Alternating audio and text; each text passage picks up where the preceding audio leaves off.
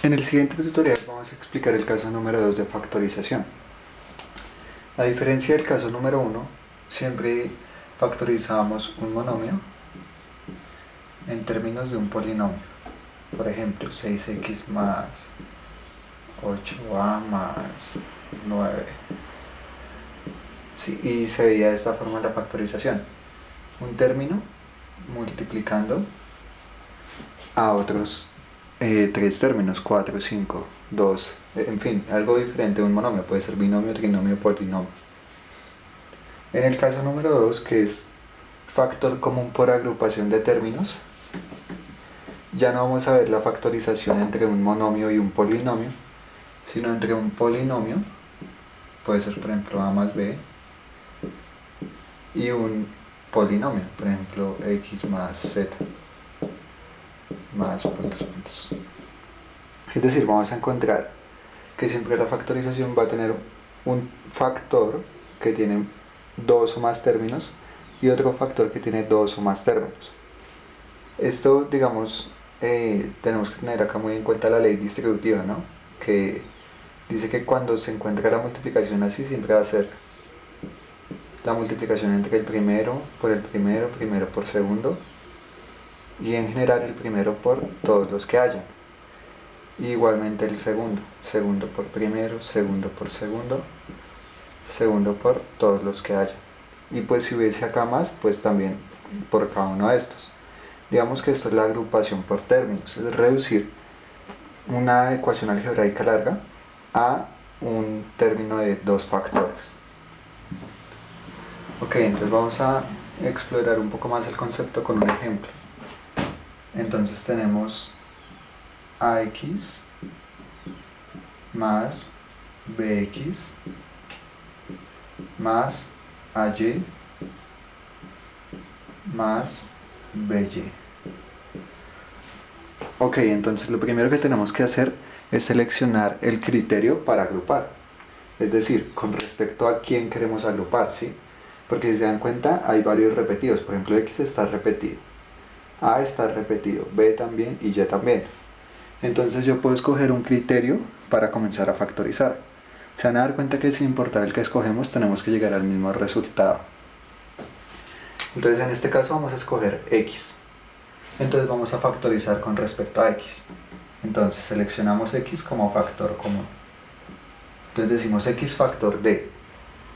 Este término, como tiene x, lo vamos a incluir acá. Entonces ax dividido x, a. Más, mantenemos el signo que sigue, bx dividido x, b. Verificamos si no hay nada más que tenga x.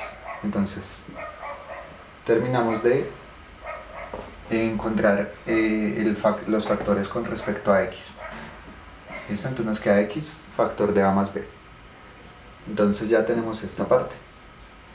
La segunda sería los que tienen a y, que es lo que está acá.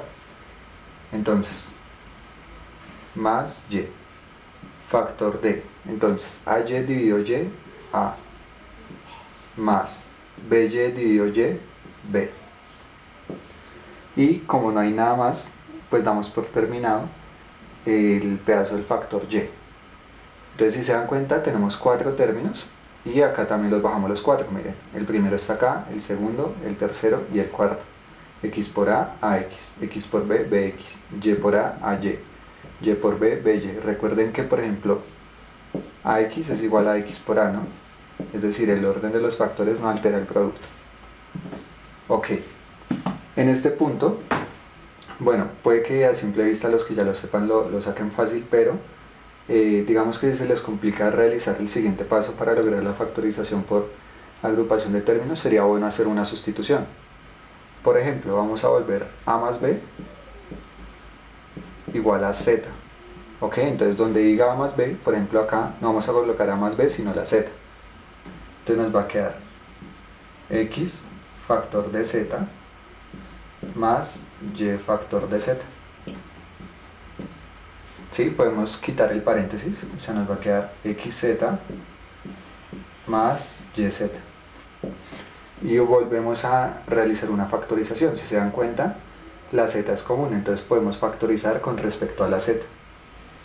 vamos a tener z factor de xz dividido z nos da x, más yz dividido z nos da y. Entonces, de esta manera, pues si se dan cuenta ya no podemos seguir factorizando, entonces se da por terminada la factorización por agrupación de términos. ¿Qué nos falta hacer? Devolver la sustitución. Ok, entonces en lugar de z vamos a copiar a más b, que era lo que iba originalmente.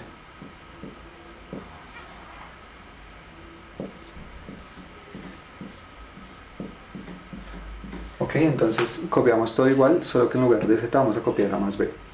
Fíjense que este lado permanece igual. Y esta es la respuesta. A más b factor de x más y. Esto es un caso 2 de factorización, agrupación de términos. Simplemente cuando hay dos o más monomios multiplicando a dos o más monomios. Digamos que el secreto está siempre en escoger el factor de agrupación, ¿no? Aunque hubiéramos podido escoger a y nos hubiera quedado igual. Si hubiéramos, por ejemplo, escogido a de primera, nos hubiera quedado a factor de x más y, ¿sí? Porque ax y ay más, y si hubiéramos escogido b factor de x más y, y al agrupar esto nos hubiera quedado a más b factor de x más y. Entonces digamos que hubiéramos llegado a la misma respuesta, ¿sí? La diferencia es pues que hubiera sido un camino diferente. Pero digamos que es importante ser organizados. Por ejemplo, acá pusimos, como dijimos vamos a seleccionar x, entonces ponemos primero los de x. Como dijimos vamos a seleccionar y, ponemos luego los de y.